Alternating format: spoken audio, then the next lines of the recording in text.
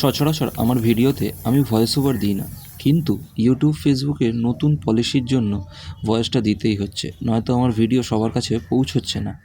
সবাইকে স্বাগত জানাই আমার ভিডিওতে। আমি শ্রেয়ন।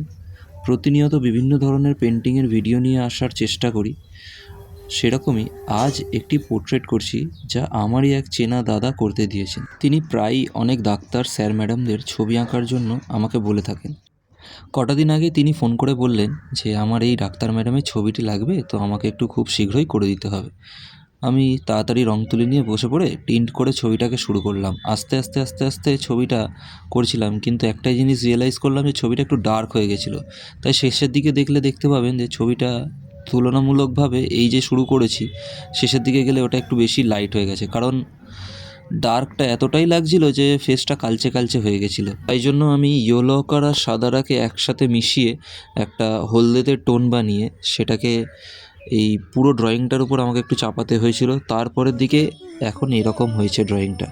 তো শেষের দিকে আমি একটা টিপ ছোট্ট করে এঁকে দিয়ে ছবিটিকে কমপ্লিট করলাম। ছবিটি কমপ্লিট করার পর কিছুটা এরকম লাগছিল। আপনাদের কেমন লাগলো আপনাদের মতামত অবশ্যই কমেন্ট বক্সে জানাবেন, এবং আরও কন্টেন্ট পেতে আমার চ্যানেলটিকে অবশ্যই সাবস্ক্রাইব করবেন এবং সবার সাথে শেয়ার করবেন। ধন্যবাদ।